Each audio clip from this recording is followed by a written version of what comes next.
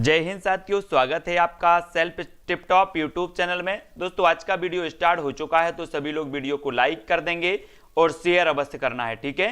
तो स्टार्ट होता है दोस्तों आज का ये वीडियो, और जिन भी साथियों ने अभी तक चैनल को सब्सक्राइब नहीं किया है वो सब्सक्राइब करेंगे, और जो भी साथी अभी तक व्हाट्सएप ग्रुप से नहीं जुड़े हैं वो 9098609291 इस नंबर से दोस्तों आपको व्हाट्सएप ग्रुप से अवश्य जुड़ जाना है, ठीक है। और नीचे देखो लाइन में नंबर भी चल रहा है, तो जिसको नंबर समझ में ना आया हो नंबर से व्हाट्सएप ग्रुप में अवश्य जुड़ेंगे, ठीक है। तो स्टार्ट करते हैं। रोज अपना 3:20 पर दोस्तों हिंदी का डोज होता है, हिंदी को हम पढ़ते हैं, ठीक है।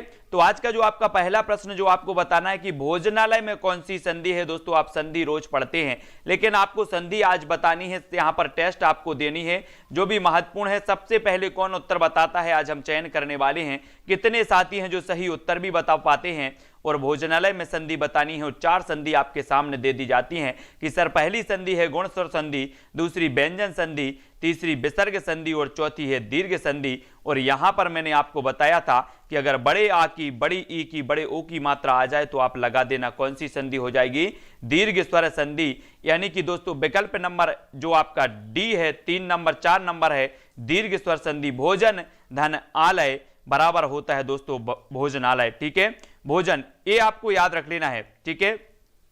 भोजन धन आलय, ठीक है, भोजन धन आलय। तो दोस्तों ये आ, बड़ा आ और आ मिलकर दोस्तों आपका क्या बन रहा है, आ बन रहा है, ठीक है। इसको याद रखेंगे। और यहां पर समान स्वरों का मेल हो रहा है तो आपका क्या होता है, समान स्वरों का मेल हो रहा है तो दीर्घ स्वर संधि हो जाती है। दीर्घ स्वर संधि में दोस्तों समान स्वरों का मेल होता है और यहां पर दीर्घ स्वर संधि आपकी बिल्कुल सही हो जाती है। फिर आपसे पूछा जाता है पौराणिक शब्द में कौन सा प्रत्यय है, पौराणिक बतानी है, यानी कि प्रश्न क्रमांक 2 का उत्तर चयन करना है। और दोस्तों मैंने आपको कई बार प्रत्यय पढ़ाया है कि जो प्रत्यय होता है वो शब्द के बाद में लगता है, उपसर्ग जो होता है वो शब्द के पहले लगता है। और आपने कई बार पढ़ा है, पहली से पढ़ते आ रहे हैं कि सर प्रत्यय और उपसर्ग तो हमसे बनते हैं, ठीक है। उपसर्ग आपको याद करनी है कि उपसर्ग होते कौन कौन से हैं, प्रत्यय भी आपको याद करनी है, ठीक है। तो यहां पर पौराणिक शब्द में प्रत्यय बताना है तो यहां पर ऋक होता नहीं कोई प्रत्यय, का भी नहीं होगा, आणिक भी नहीं होगा। तो आपको बताना है कि पुराण में, अगर पुराण में आप दोस्तों +1 प्रत्यय कर दो तो आपका बन जाता है पौराणिक और आपका प्रत्यय हो जाता है 1 नंबर, ठीक है। ए नंबर आपका बिल्कुल सही हो जाएगा, 1 प्रत्यय आपका सही हो जाएगा, ठीक है। सोनू जी अगला क्वेश्चन आपका बताना है कि मानस सलिल सुधा प्रतिपाली जियई की लवण पयोधि मराली। इस पंक्ति में कौन सा अलंकार है, मानस सलिल सुधा प्रतिपाली जियई की लवण पयोधि मराली। ये प्रश्न क्रमांक 3 अन्योक्ति अलंकार हो जाएगा, सहोक्ति है, वक्रोक्ति है या अतिशयोक्ति अलंकार है। तो यहां पर चयन करना है प्रश्न क्रमांक 3 में, और 3 का आपका बिल्कुल सही आंसर हो जाएगा वक्रोक्ति अलंकार। वक्रोक्ति अलंकार यानी कि 3 नंबर, प्रतिपाली जियल की लवण पयोधि मराली, ठीक है। 3 नंबर आपका बिल्कुल सही आंसर हो जाएगा। इसमें आपको याद रख लेना है दोस्तों, मैंने आपको वक्रोक्ति बताया था कि जहां पर जानबूझकर क्या लगाया जाए, उल्टा अर्थ लगाया जाए, वहां पर आपका वक्रोक्ति अलंकार हो जाता है। और यहां पर आपका वक्रोक्ति अलंकार ही हो जाएगा। यानी कि जिन्होंने 3 नंबर बताया है, सी नंबर बताया है किशन जी, उनका आंसर बिल्कुल सही हो जाएगा। अनिल लांगर जी बिल्कुल सही है। फिर आपको बताना है कि विग्रह का विलोम शब्द कौन सा है, विग्रह का विलोम बताना है। आप लोग पढ़ते हो कि सर समास विग्रह है ना, अनुग्रह, ग्रह, संधि, अपूर्णता, तो विग्रह का विलोम क्या हो जाएगा। यहां पर ये 4 विकल्प हैं। आप तो बोलोगे सर मैं तो विलोम तो बचपन से पढ़ते आ रहे हैं, क्या बात कर रहे हैं आप, विलोम नहीं बनेगा क्या हमसे। तो बता दो जरा उत्तर प्रश्न क्रमांक 4 का विग्रह का विलोम क्या हो जाएगा। और जो विग्रह का विलोम कौन सबसे पहले बताता है प्रश्न क्रमांक 4 में, वो भी मैं आज देखने वाला हूं, टेस्ट करने वाला हूं। और यहां पर आपका क्या दिया है दोस्तों, यहां पर संधि नहीं होना था, यहां पर होना था आपका समास, है ना। तो ये भी आपको याद रख लेना है।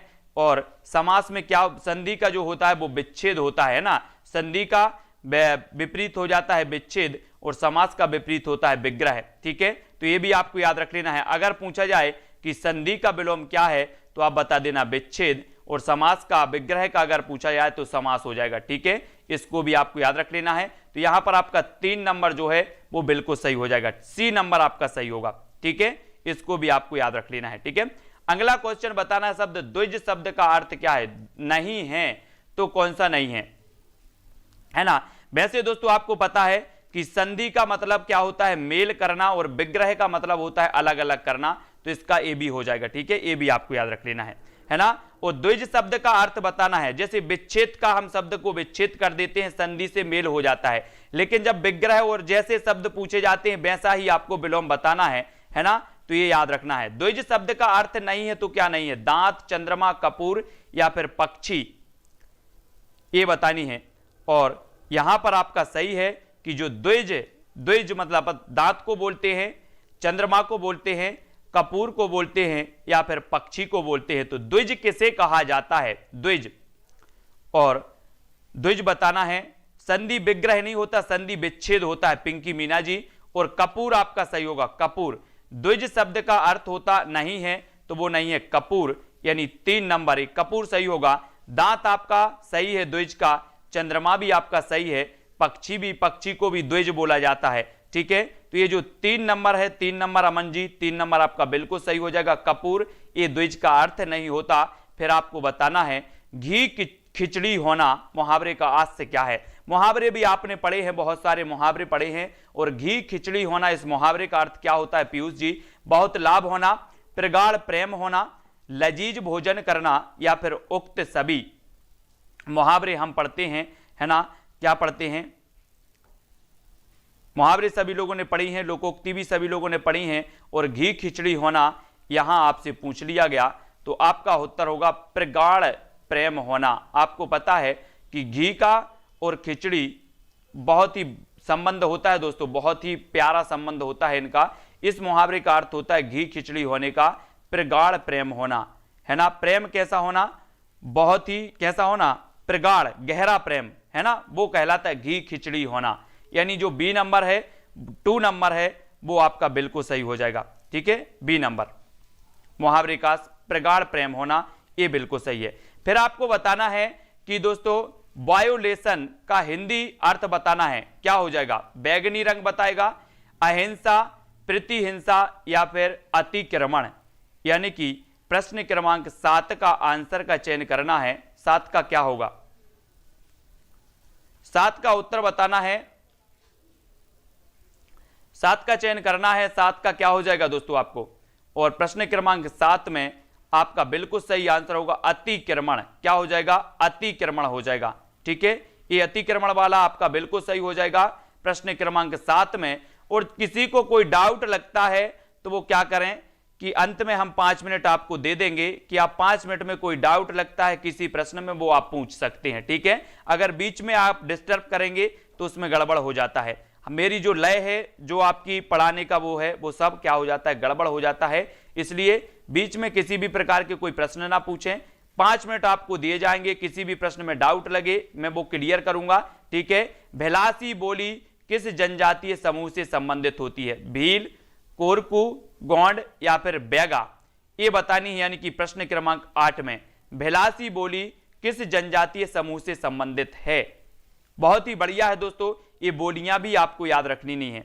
ठीक है, खड़ी बोली किसके अंतर्गत आती है, ब्रज भाषा किसके अंतर्गत आती है, ये सारी जो होती हैं वो आपको याद रखनी नहीं होती हैं दोस्तों बोलियां, है ना। आपसे पूछा जाएगा ग्वालियर में कौन सी बोली बोली जाती है ना, और इंदौर में कौन सी बोली बोली जाती है। तो आपको जो पठार मैंने आज पढ़ाए हैं ना, पठार अगर आपको आते हैं कि बुंदेलखंड के पठार के अंतर्गत कौन कौन से जिला आते हैं, मालवा के पठार के अंतर्गत कौन कौन से जिला आते हैं, बघेलखंड के पठार के अंतर्गत कौन कौन से जिला आते हैं, ये अगर चीज आपको क्लियर है तो आप बिना पढ़े ही बोली के बारे में बता दोगे। ठीक है, तो ये भिलासी बोली भील जनजाति की है ना, ये याद रख लेना दोस्तों। और मध्य प्रदेश की सबसे बड़ी जनजाति भी कौन सी है, भील जनजाति है। ठीक है, उसके बाद आता है गौड़ जनजाति का नाम। ठीक है, तो याद रख लेना भील, यानी कि 1 नंबर आपका सही होगा। हो चुका उससे यह काम, वाक्य कैसा है, हो चुका उससे यह काम, ये वाक्य बताना है।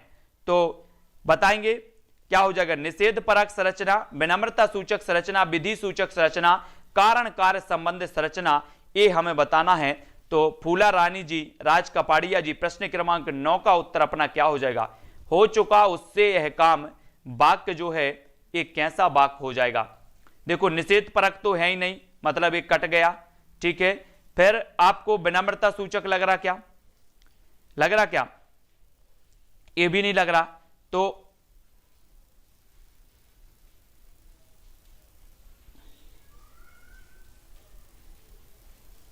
हो चुका उससे यह काम,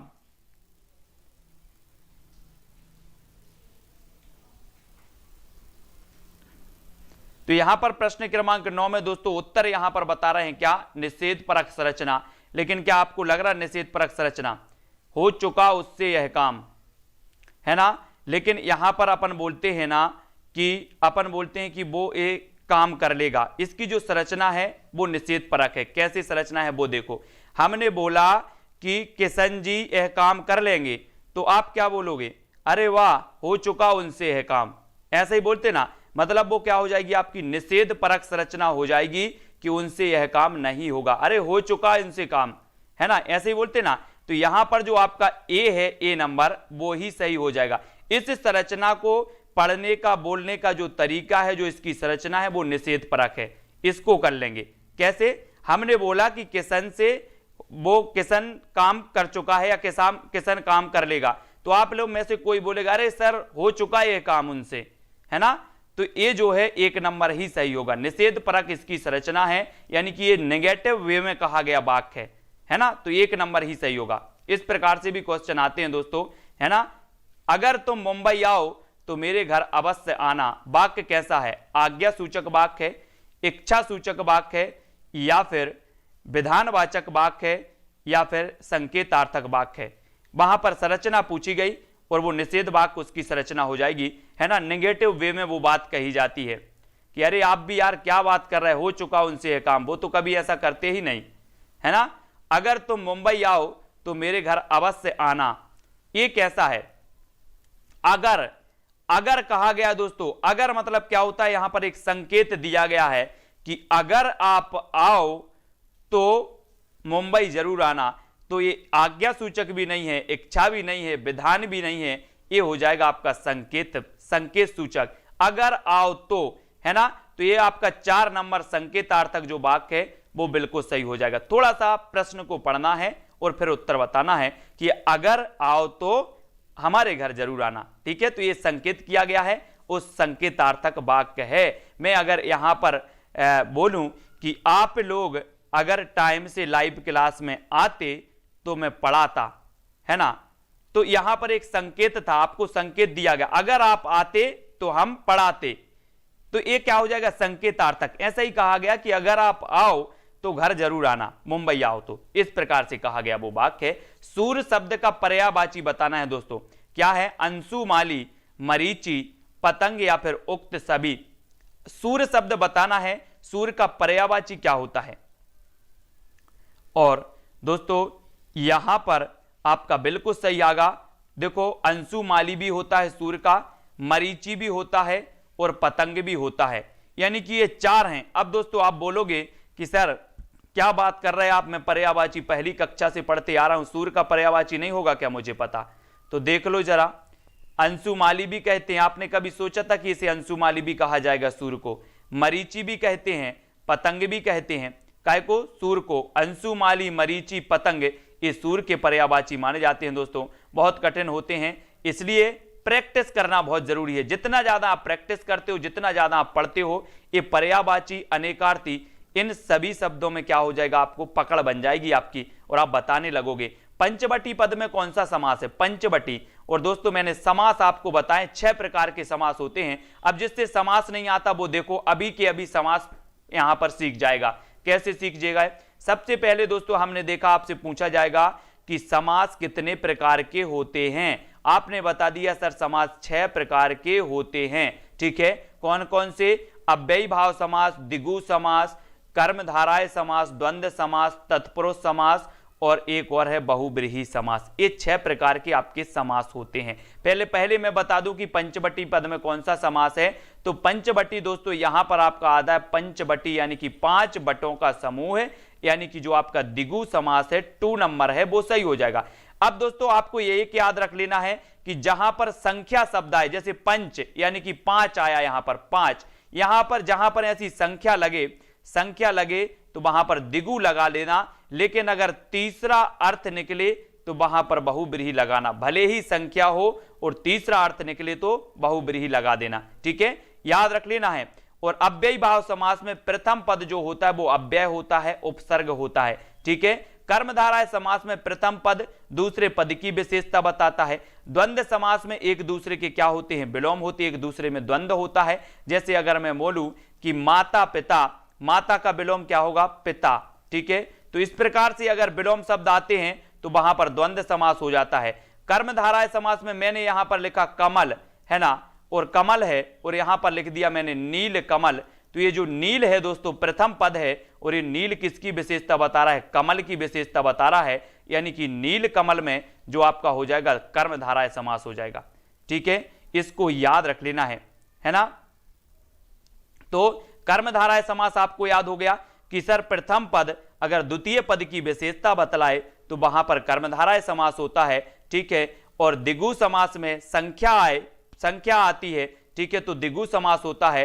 अव्ययी भाव समास में उपसर्ग भी आता है और अव्यय भी आता है, ठीक है। तो इन चीजों को याद रख लेना है। और दोस्तों आपका मामूली शब्द कैसा है, मामूली, तत्सम, ये मामूली सा दिखने वाला शब्द बताना है, ये तत्सम है, विदेशी है, तद्भव है या फिर देशज है। मामूली शब्द ये कौन सा माना जाएगा, नीला है जो कमल, बिल्कुल सही किशन जी।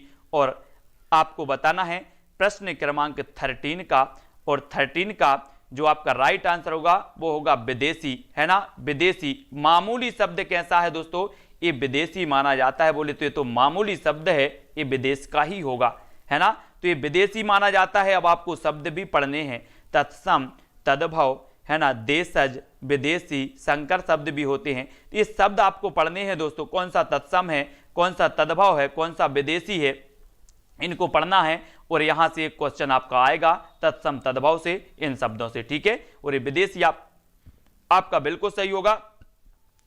मध्य प्रदेश में प्रकाशित स्वास्थ्य संबंधी पत्रिका कौन सी है दोस्तों, स्वास्थ्य संबंधी, तो स्वास्थ्य संबंधी में 4 विकल्प हमने दिए आपको, आरोग्य धाम, निरोग धाम, सुजीवन या फिर स्वास्थ्य वाटिका। तो कौन सी ऐसी पत्रिका है जो मध्य प्रदेश से प्रकाशित है और स्वास्थ्य संबंधित है। मैंने आपको अभी बताया था दोस्तों, जब तक आप उत्तर बताओ, जब तक मैं थोड़ा सा कुछ फैक्ट आपको बता दूं कि मध्य प्रदेश का प्रथम समाचार पत्र था ग्वालियर अखबार, ग्वालियर से प्रकाशित हुआ था। और दोस्तों ये उर्दू भाषा में प्रकाशित हुआ था, मध्य प्रदेश का प्रथम था। लेकिन अगर आपसे पूछा जाए कि मध्य प्रदेश का प्रथम समाचार पत्र, हिंदी में प्रकाशित होने वाला प्रथम समाचार पत्र कौन था, तो आप टिक करके आना मालवा अखबार, और ये दोस्तों इंदौर से प्रकाशित होता था, ठीक है। और यहां पर मध्य प्रदेश से प्रकाशित स्वास्थ्य संबंधी जो पत्रिका आपसे पूछा गया तो आप बता देना निरोग धाम, है ना। हमारा जो स्वस्थ है वो कैसा, हमारी बोले निरोगी काया होनी चाहिए। सबसे बड़ा सुख क्या है, बोले सर निरोगी काया।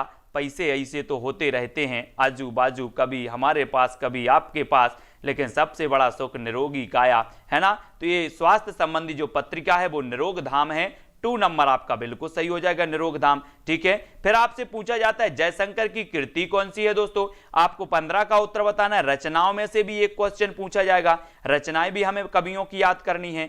आपने पढ़ी हैं बहुत सारी रचनाएं और रचनाओं में पढ़नी है। और एक दोस्तों मैं जब आज हिंदी साहित्य वालों को पंक्तियां पढ़ा रहा था तो मैंने उन्हें पंक्तियां पढ़ाते पढ़ाते क्या पढ़ाया कि देसिल वैना सब जन मिठा, ये पंक्ति किसकी है, देसिल वैना सब जन मिठा।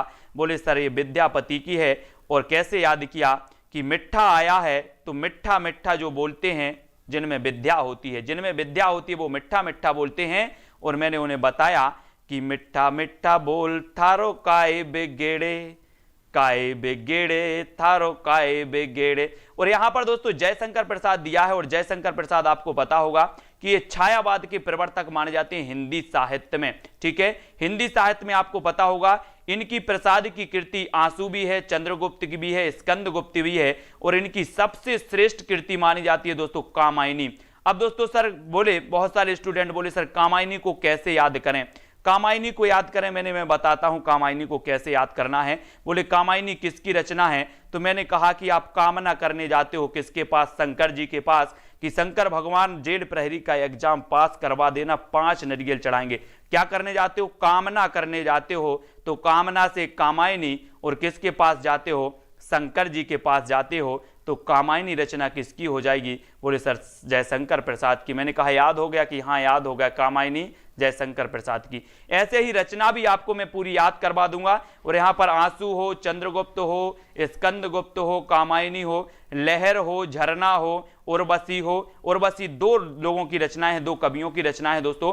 एक आपके दिनकर जी की भी रचना उर्वशी है, एक जयशंकर प्रसाद की भी रचना उर्वशी है, याद रख लेना। फिर आपसे पूछा जाता है छत्तीसगढ़ में बोली जाने वाली जो बोली है वो कौन सी है दोस्तों? उपर्युक्त में से कोई नहीं, सबसे पहले दे दिया है आपको। फिर आप पहाड़ी हिंदी के अंतर्गत, पूर्वी हिंदी के अंतर्गत, पश्चिमी हिंदी के अंतर्गत जो छत्तीसगढ़ी बोली है ये बताना है किसके अंतर्गत आती है। यहां पर क्वेश्चन थोड़ा सा गड़बड़ हो गया। छत्तीसगढ़ी बोली किस के अंतर्गत आती है? पूर्वी हिंदी, पश्चिमी हिंदी या फिर पहाड़ी हिंदी के अंतर्गत? ऐसे ही क्वेश्चन आपसे पूछे जाते हैं दोस्तों, कैसे याद रखना है। अब आपसे पूछा कि छत्तीसगढ़ी किस हिंदी के अंतर्गत आती है, तो मैंने कहा कि पूर्वी हिंदी के अंतर्गत आती है। किसके अंतर्गत? पूर्वी हिंदी। अब बोले सर इस पूर्वी हिंदी को कैसे याद करें? तो मैंने कहा रुक जाओ मैं आपको बताता हूं।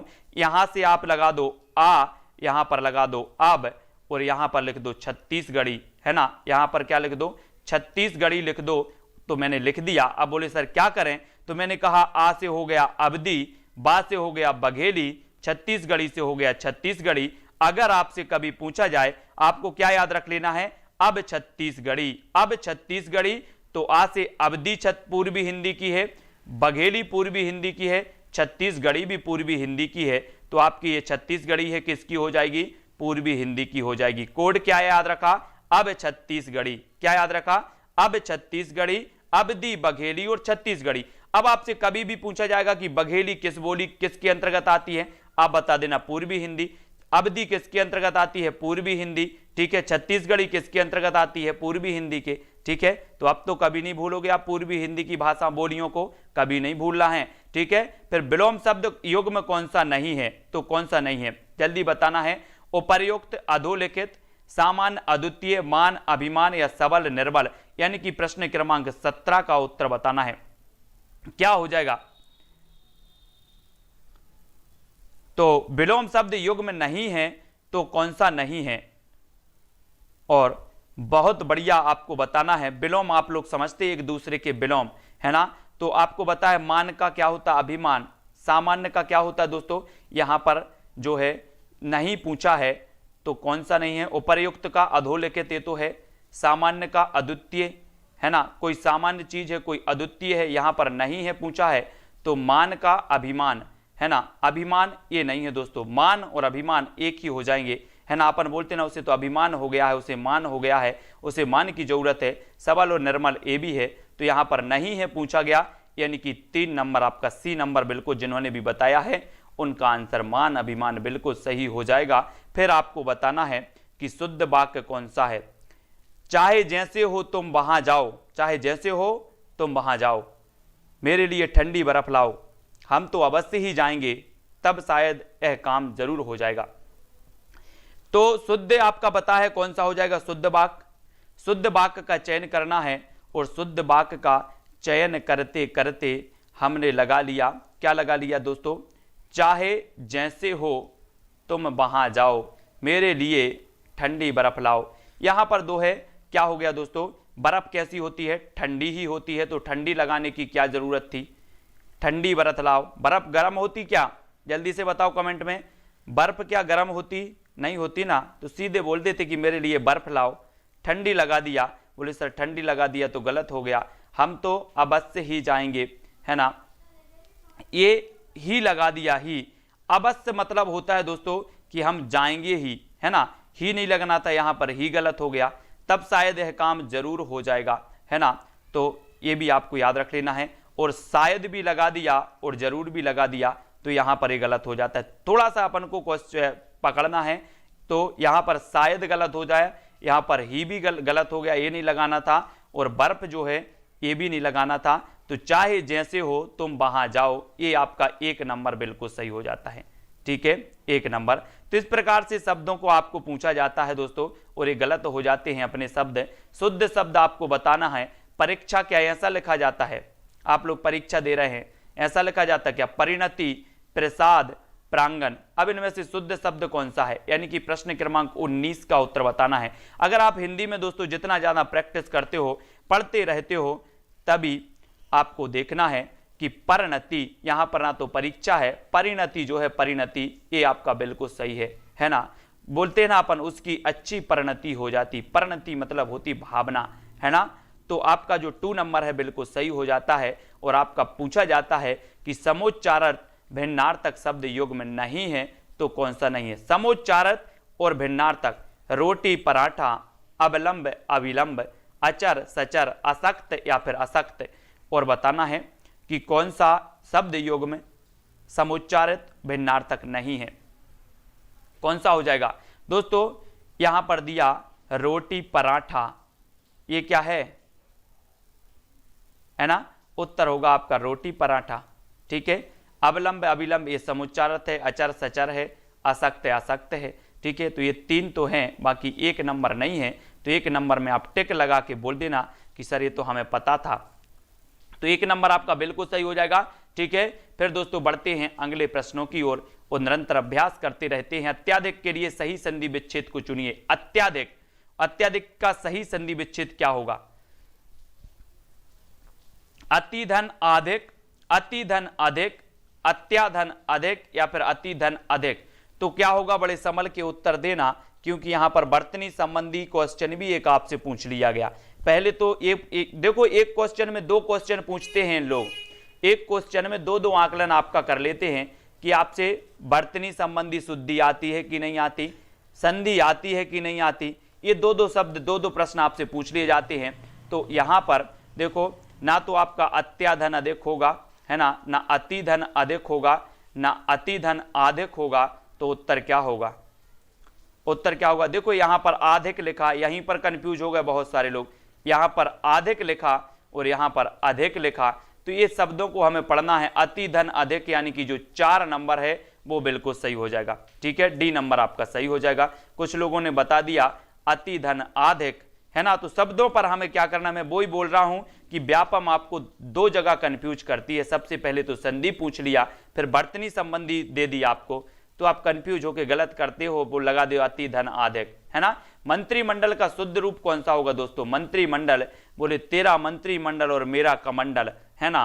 तो इसको बताना है कि मंत्रिमंडल का शुद्ध रूप क्या होगा? मंत्रिमंडल, मनत्रिमंडल, मंत्रिमंडल, मांत्रिमंडल या फिर मांत्री। तो दोस्तों यहां पर देखो, मांत्री आया तो ये कट गया, मांत्री आया तो ये कट गया।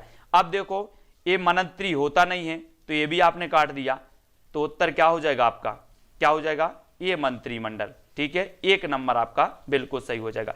अब दोस्तों उत्सुकता में उत्सुकता में नहीं रहना कि नहीं नहीं नहीं मुझे तो दिख गया मंत्रिमंडल, मंत्रिमंडल यही सही है। आपको अच्छे से करना है, ठीक है। फिर संचय के लिए सही संधि विच्छेद बताना है। संचय, संचय तो सन धन चय, सम धन चाय, सम धन चय या फिर सन धन चाय। तो देखो यहां पर चाय आ गया तो इसको भी कट गया, यहां पर चाय आया ये भी कट गया। अब 2 विकल्प आपके पास हैं, तो संचय का दोस्तों आपका सन होता नहीं है ना। कौन सा हो जाएगा फिर आपका उत्तर? सम धन चय, है ना। सम धन चय बराबर होता है आपका संचय, है ना। और संचय में मैंने आपको कई बार बताया है कि अगर प्रथम शब्द पर दोस्तों क्या आ जाए, ये बिंदी आ जाए, तो आप आंखें बंद करके लगा देना कि सर इसमें व्यंजन संधि है। कौन सी संधि? जैसे आपसे पूछा जाता है संसार, संसार में कौन सी संधि है ना। और संस्कार, संस्कार में कौन सी संधि है, ठीक है। ये आपसे कई बार पूछे जाते हैं, तो आपको याद रख लेना है कि अगर ये प्रथम शब्द पर बिंदी आ जाए तो व्यंजन संधि बंद करके आंखें लगा देना, और संचय में आपका हो जाएगा सम धन चय और बराबर हो जाएगी व्यंजन संधि, ठीक है। अंगूठा छाप मुहावरे का अर्थ निम्नलिखित वाक्यों में से क्या हो जाएगा? अंगूठा छाप, आप बोलते ना कि भैंस के सामने बीन बजाओ, सब ठीक है ना। भैंस के सामने बीन बजाने के बराबर होता है। तो याद रख लेना, ये अंगूठा छाप का भी आपको बताना है है ना, अंगूठा छाप। तो मृत्यु, निकट आना, निरक्षर, किसी व्यक्ति के ईमान या चरित्र पर संदेह करना, देने से मना कर देना। तो क्या होता है, पहले ही आपको पता है अंगूठा छाप, जो निरक्षर व्यक्ति होते हैं वो क्या करते हैं, अंगूठा लगाते हैं। बोले सर अंगूठा, है ना, अंगूठा, और ये निरक्षर हो जाएगा 2 नंबर। ठीक है, 2 नंबर निरक्षर बिल्कुल सही होगा। बिल्कुल सरल सा क्वेश्चन है। फिर आपसे पूछा जाता है अकस्मात का शुद्ध रूप कौन सा है। अकस्मात, आप बोलते हो कि यार उसकी मृत्यु अकस्मात हो गई, अकस्मात हो गई, वो बीमार तो नहीं था, अकस्मात हो गई, है ना। तो अकस्मात का शुद्ध रूप कौन सा होगा, देखो कैसा लिखा जाता है अकस्मात। अगर पहली दूसरी में आपने अच्छे से पढ़ा होता, ये बर्तनी को अच्छे से पढ़ा होता, तो ये अकस्मात वाली ये आज के दिन नहीं देखने होते, है ना। बोले सर अकस्मात इस प्रकार से लिखा जाता है क्या, अकस्मात ये तो लिखा ही नहीं जाता, काट दो। अकासतमात ये भी नहीं लिखा जाता, और अकहसमात ये भी नहीं लिखा जाता। तो थोड़ा सा अगर आप शब्द में थोड़ा सा वो करोगे, जोड़ दोगे, तो उत्तर अपने आप निकल के आता है कि अकस्मात इस प्रकार से लगाया जाता है, और ता में यहां पर हलंत लगता है, हलंत लग जाता है, वो अकस्मात आपका सही हो जाता है। ठीक है, फिर आग के लिए सही पर्यायवाची, दोस्तों ये आग वाला, ये आग पीछे नहीं छोड़ती। आप कोई भी एग्जाम दे लो, ये आग क्या नहीं छोड़ती, पीछा नहीं छोड़ती। इसको पढ़ लेना बहुत अच्छे से। तो बताओ जल्दी कौन सा पर्यायवाची है जो आग का पर्यायवाची, क्या पूछा है आग का पर्यायवाची कौन सी पंक्ति सही है। अग्नि, अग्नि, अग्नि, तमी, है ना, अनिल, अनल, अनल, अनल। देखो अग्नि, अग्नि 3 में आया तो अग्नि तो हो गया, अनल, अनल, अनल, अनल 3 में आ गया तो अनल भी हो गया। अब यहां पर देखो कौन सा सबसे ज्यादा आया, बोले सर पावक और पावक, ये भी 2 जगह आया तो पावक भी हो गया। अब देखो अग्नि, अनल और पावक कौन से में दिया, तो आपने देखा कि अग्नि, अनल और पावक यानी कि 3 नंबर में दिया है। तो याद रख लेना यहां पर 2 चीजें कंफ्यूज होती, मैं भी कई बार कंफ्यूज हुआ हूं दोस्तों।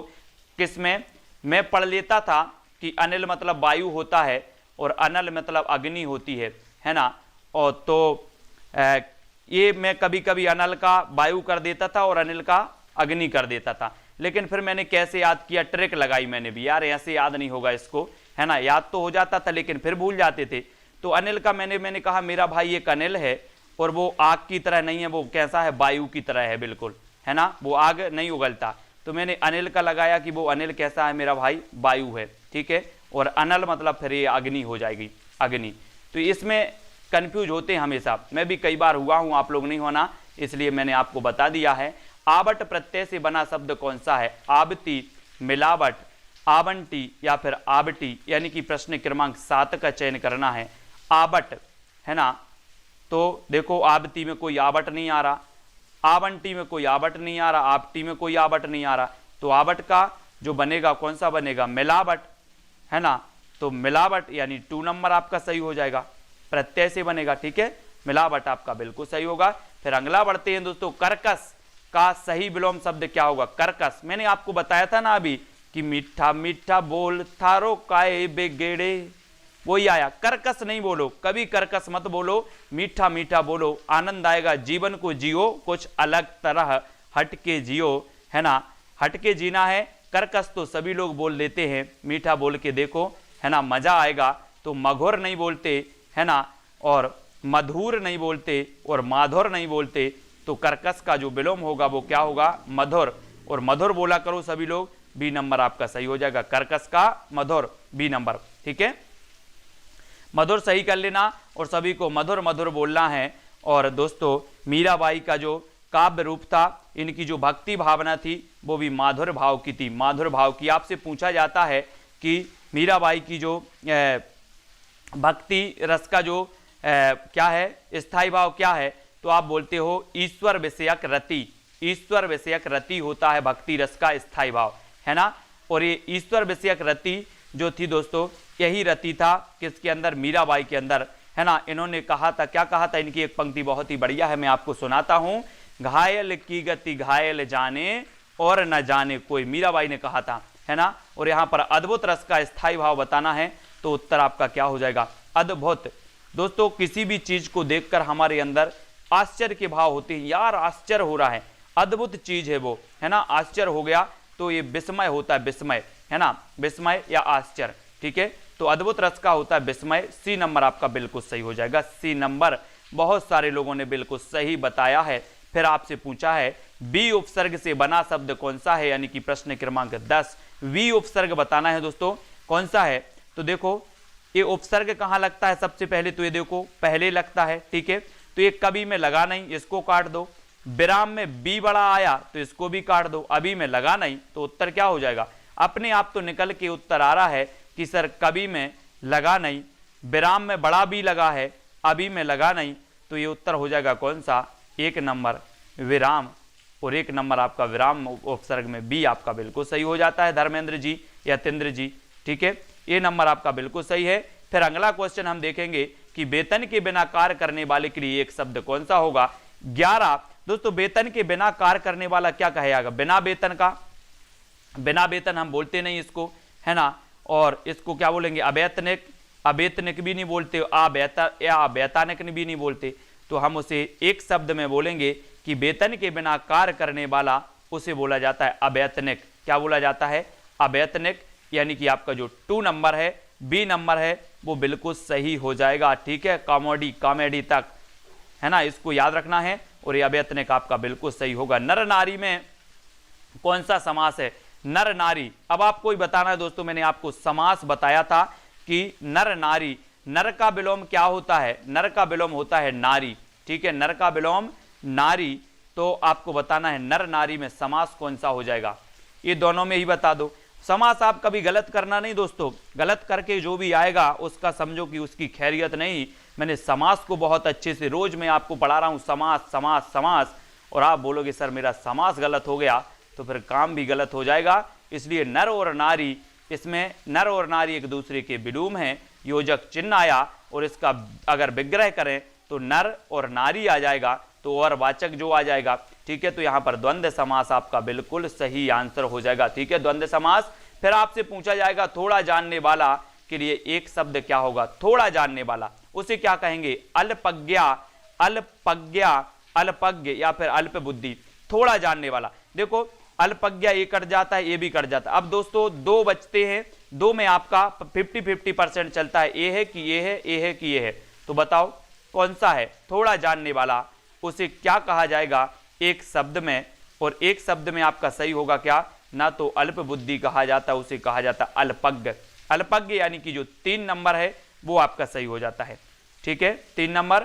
फिर हाथों हाथ में कौन सा समास है, हाथों हाथ, तुम्हें बताना है, हाथों हाथ में द्वंद्व है, बहुब्रीहि है, तत्पुरुष है। अब देखो कैसे समझ में आएगा दोस्तों आपको, यहां पर बहुब्रीहि कोई तीसरा अर्थ निकल नहीं रहा तो बहुब्रीहि काट दो, ठीक है, तत्पुरुष इसमें है नहीं, ठीक है, इसको काट दो, कोई द्वंद्व इसमें हो नहीं रहा है तो इसको भी काट दो। फिर कौन सा उत्तर निकलता है, कौन सा निकल के आ जाता है, कौन सा निकल के आ जाता है, बोले सर हाथों हाथ में है अव्ययी भाव समास। जैसे आपसे अगर कोई पूछा जाए दिनों दिन, दिनों दिन, हाथों हाथ, है ना, ऐसे शब्द भी आते हैं दोस्तों, तो आपका अव्ययी भाव समास होता है, इसको भी याद रख लेना, ठीक है, जैसे हाथों हाथ आया, दिनों दिन आया, है ना, तो ऐसे अगर शब्द आते हैं जहां पर एक ही तरह के शब्द हों, वहां पर भी आपके क्या हो जाता है, अव्ययी भाव समास हो जाता है, और ए नंबर आपका बिल्कुल सही हो जाएगा, ठीक है, इसको भी याद रख लेना, अव्ययी भाव समास में हाथों हाथ, दिनों दिन,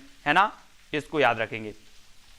अगला देखो कर्मठ में कौन सा सही विलोम है, कर्मठ का विलोम बताना है। जब चुनाव होते हैं तो अपन बैनर में देखते हैं कि आपका अपना प्रत्याशी कर्मठ, जुझारू, लगनशील, है ना, ऐसे लिखा था, कर्मठ भी है, तो आप लोग भी कर्मठ हो, और कर्मठ का विलोम बताना है निताला, निठल्ला, निचला या फिर कर्मठी।